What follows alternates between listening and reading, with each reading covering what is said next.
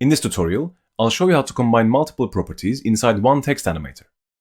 Let's say, for example, you want the word R to rotate, and let's go and do that quickly. So I'm just going to go to Animate, and then add the rotation. And I'm going to change this from Animator to R Rotation.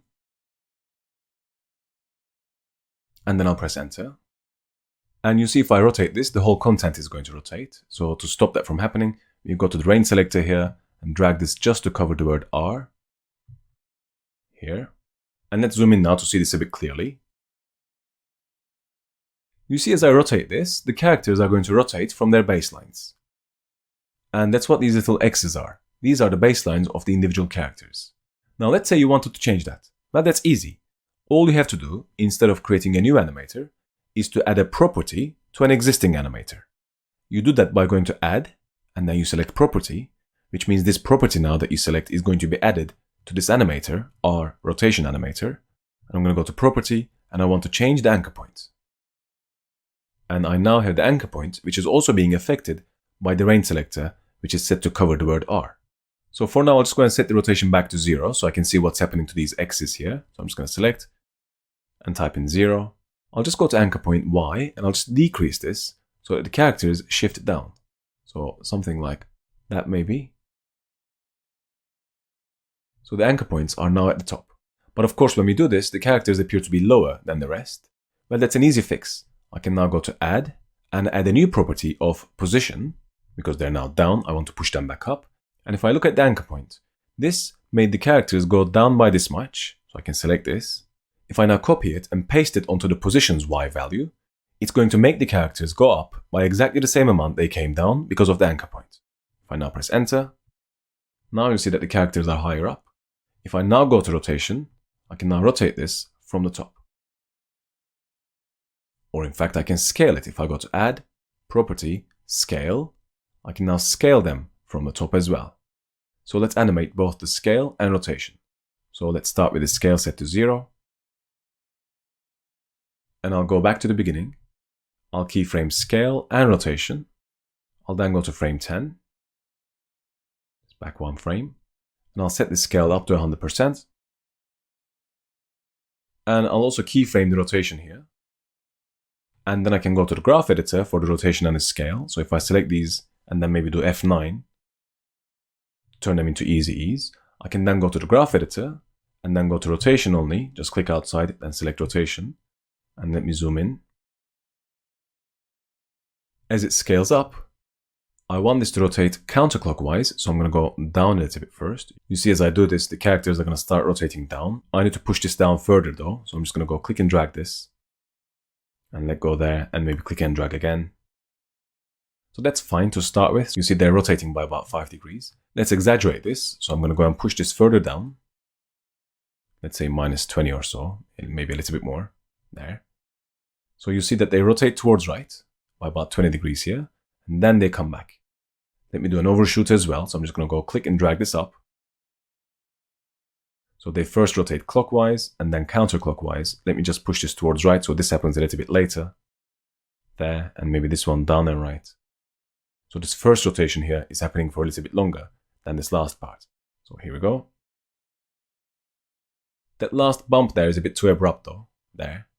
So I'm going to separate them away from each other a little bit.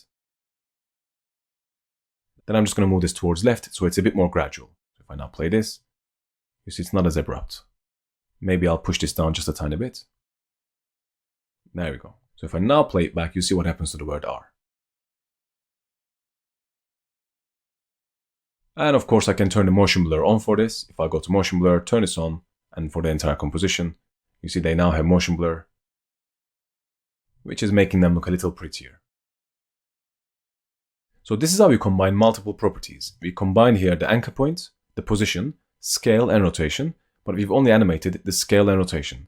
So these two were used to offset the anchor point so that we could rotate or scale from the top. And then as a result of that, the whole set of characters went down, and we used the position to push them back up. So I'm now going to zoom back out and come out of my graph. And then in fact, I'm going to press the letter U to see all the rest of the keyframes, and I'll select them and do F9 on these as well. So they're now set to easy ease as well. And I'm now going to press U again to hide them.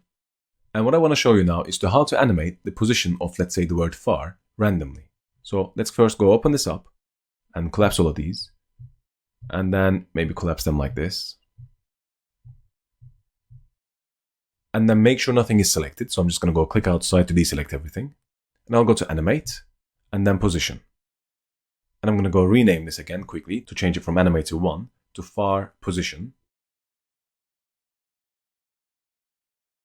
And then before we do anything else, I'll set the range selector. So I'm going to go shift / and then click on the word range selector and then just push this towards right and then push this one towards left. And now the range is only covering the word far. And what I want these characters to do now is to move up and down randomly. Let's first go and make them move up. So I'm just going to go to the Y position, just drag them left. So they go up, let's say by -60. So they're higher than they were before by 60 pixels. But let's say now I want to randomize this so they move up and down randomly. Well, to do that, to the existing animator, I'm going to add, not a property this time, but a selector called Wiggly Selector. Every time you see the word wiggle or wiggly in After Effects, that means the property is going to be randomized. So if I go and add this, look what happens to the characters there. So they randomly get placed again within that range that I set. And this actually now animates. So the wiggle automatically animates. If I go back and play it, look what happens to these characters here. Let me pause this and get closer to it and play it again. You see they'll only go up and down within a certain area. And that area is set by changing the position here. So if you set this to -60 or +60 in this case, it won't matter. This means now they can go up by 60 or down by 60, but no more. Which also means if I want these characters not to go as far, I can just go and make this number a smaller one. Let's say I go and set this to be, let's say, 10 or -10 like I said. Which means now they can only go up by 10 pixels or down by 10 pixels. If I play it, this is what we get. If I want them to go higher up and lower down, all I have to do would be to increase this number. So I'm giving them more of a higher range to play with. So they can go up by 239 and down by 239 as well. So if I play this now, you'll see that they're going up and down quite a lot. Now let me set this to something a bit more reasonable, let's say maybe 50.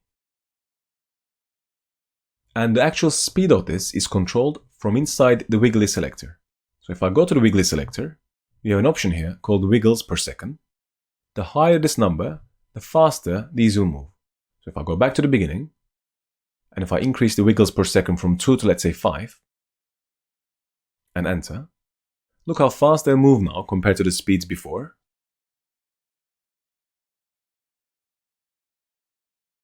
And the other option here, the correlation, is how correlated these characters are between each other. So if I set this to be 100%, they'll do exactly the same things at the exact same points. So they'll all move up and down at the same time. Whereas if I lower this, they'll do completely random things, not correlated to each other at all. If I go back, they will never be all at the same place at any given time. I'll play this now. Here we go. Now I can do the same, but for a different property, let's say for the word more. So if I now go collapse this, deselect everything, go to animate. Let's say I want the word more to scale randomly. I can go to scale, and then change the name from animator 1 to more scale. And right away, I can change the range selector to cover the word more only. So if I now go and set this to be at the end of E, and then set this one to be at the beginning of M. And then if I change the scale a little bit, let's say there, 112. And then to it, I'm going to add a wiggly selector. So if I go to add, selector, wiggly, you see now they'll be randomly scaling up and down on both axes. If I now go and play this, this is what's happening to the word more. I can speed this up. So if I go to the wiggly selector, go to wiggles per second, and let's say we set this to 4. If I now play it, you see that's going to happen much faster as well. And finally, let's have a look at combining multiple properties with multiple selectors. So let me just go collapse these again, and then deselect everything. And what I want to do now is for the word flexible to randomly move around as it rotates. So I'm going to go select the animate button, and then go to rotation. And then go and rename this as well. I'll call this one flexible random.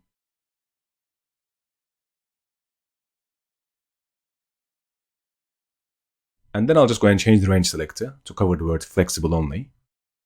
There. And then I'll increase the rotation. by a little bit. And to it, I'm going to add a selector again that's wiggly. So if I now go play this, you'll see they'll be randomly rotating. Let me zoom in here. You see they'll randomly be rotating now. But I want them to move around as well. Well, for that, I can add a new property to the existing animator. That's called anchor point again. And if I now change the anchor points randomly, and the reason why they appear to be so random like this is because the wiggly selector is animating randomly the anchor point as well. So if I now go play this, you see they'll be flying around because of the wiggly selector. I can add to it some more properties. If I go to add, property, scale, and maybe we set the scale to be 110%. And if I play this, you'll see their sizes will be changing as well. As they go up and down, the sizes get smaller and larger as well randomly. And finally, if you want to change the color of the text randomly again, I can go to add, and I'll go to property, and this time I'll go to the fill color, and I'll change the hue, for example. And right now, because this has no hue, it's white, let's go and add some hue to this. So I'm going to go to character, and then maybe double click, and then select the word flexible by double clicking on this. And then I'll go to the color, and then maybe give this a different color. Let's say maybe some blue color like that, maybe a dark blue here. And then when I click outside, if I change the fill hue, and because we had the wiggly selector, it's going to randomize the hue as well. So if I now go and increase this from 0 to, let's say, 45, I'm just typing 45 exactly there. It now goes clockwise and then counterclockwise in the color wheel by 45 degrees from the initial hue, which was blue. So it will remain more or less in the blue range, but if I increase this number even more, it's going to start picking up all random colors from the color wheel. And remember, the randomization is happening because of the wiggly selector. So if I go and turn this wiggly selector off, you see it's no longer random. It's applying one hue, one rotation, one scale, and one anchor point. As soon as we have this turned on, it's all being randomized again.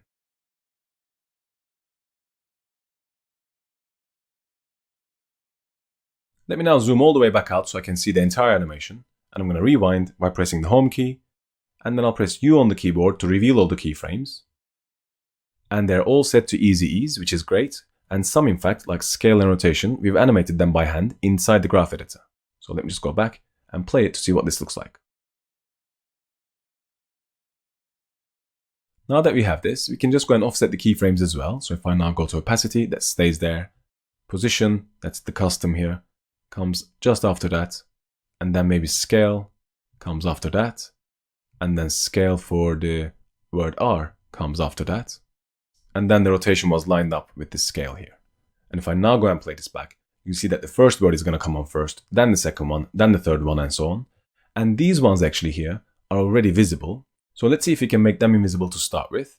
So when the last word R comes in, the rest can start appearing. So let me go back. I'm going to click outside to deselect everything. I'll then collapse this, and then reopen it, and then collapse all of these. I'll then click outside to deselect everything. And I'll just go to Animate, Opacity. And I'm going to select this animator and rename this to be Opacity. And I'll select the range selector and only get it to cover the words far more flexible. And then I can go to Opacity, set this to 0. And let's move forward in the timeline. There. When that word comes in, the word R comes in, I want these ones to start appearing as well. So I'm going to set the opacity's keyframe there, and then I'll go forward, and maybe around about there, I want all of these to fade in at the same time. And then I'll select these and set them to be easies as well by pressing F9. And with that, we now have our red bar animated, the green bar animated, and the blue bar animated, all using different methods. And because we use them as pre-comps inside the text animation composition, this is our final result.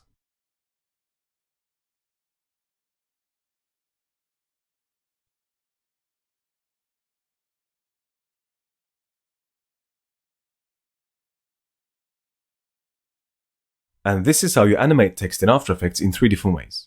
By using standard keyframes, or using text animation presets, or using text animators.